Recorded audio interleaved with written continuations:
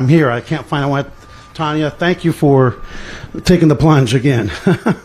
It's a journey of faith into public service, and there's a discussion whose selection is it mayor, form of government, strong mayor, form of government, city manager, form of government, and what I'm looking for as a leader and as a police chief is a functional, united form of government.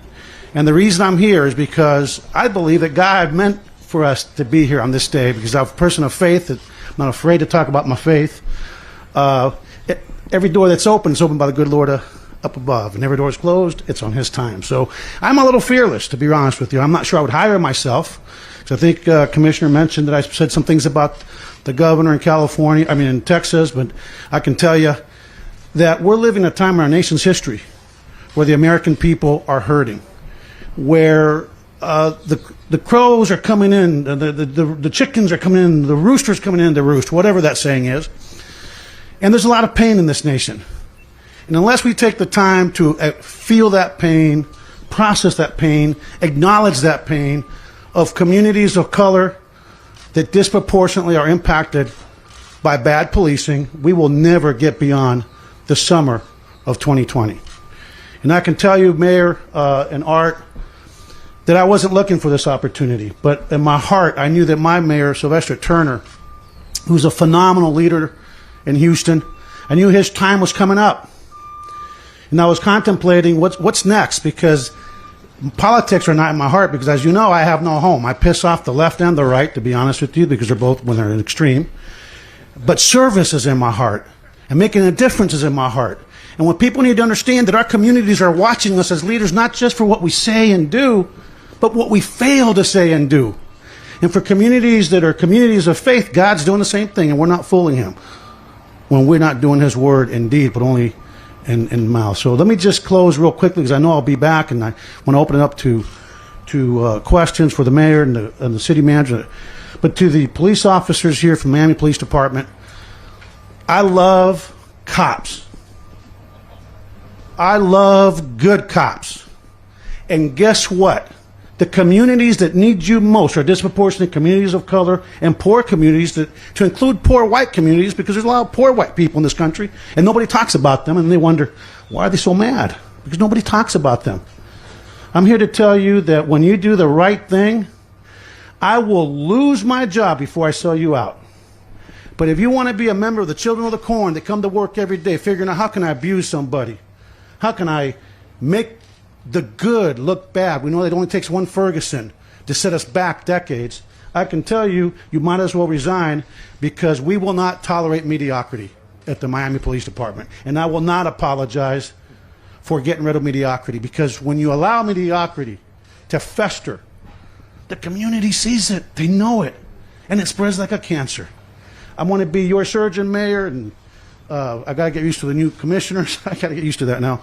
And city manager, but I can tell you how you guys pulled this off. It was God's work. And this man, I met him, but almost 4 years ago, 3.5 years ago, we were, as the president of the Major State Chiefs, we had to go to Washington to talk about universal background checks, and to talk about how do we make our streets safer from violence. Not how do we take away guns from law-abiding Americans of sound mind, but how do we keep guns out of the hands, crime guns out of the hands of the criminals whose those children's faces out there.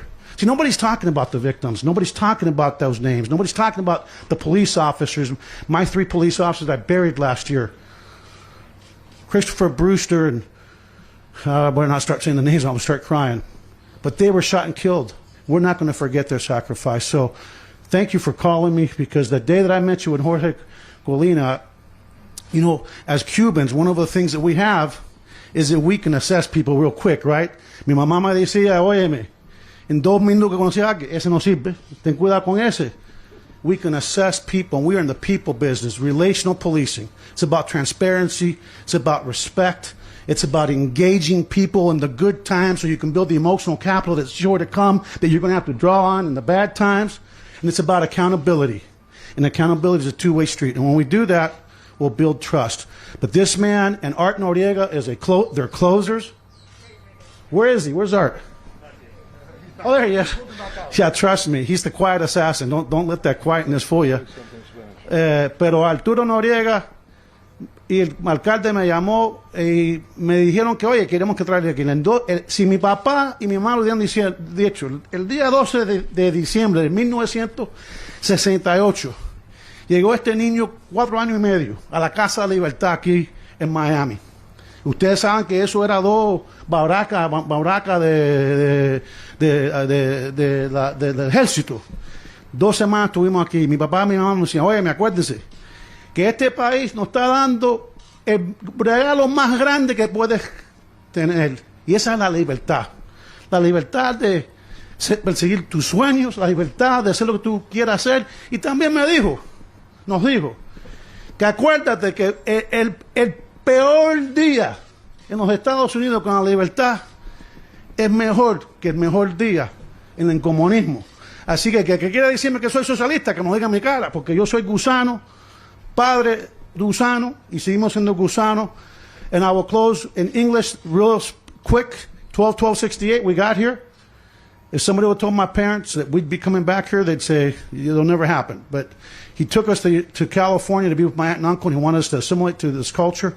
But my father told me, and told my brothers and sisters, just remember, we have gotten the greatest gift of all here in Miami when we got to the House of Liberty, the process as refugees, the gift of freedom. And never forget that the worst day with the freedom that we get in the United States is better than the best day under communist rule in Cuba. So thank you. Thank you, Mayor. Thank you, City Manager. Thank you to the commissioners for welcoming me. And HPD, to Miami PD, if you think that you have figured me out, good luck, because I tell you right now, nobody thought I'd be here. Don't try to predict me, but you can know this. I got your back. We're going to go work. We're going to move on. And let's start making some cheese, because I see a lot of good people here. God bless you all. I look forward to this opportunity.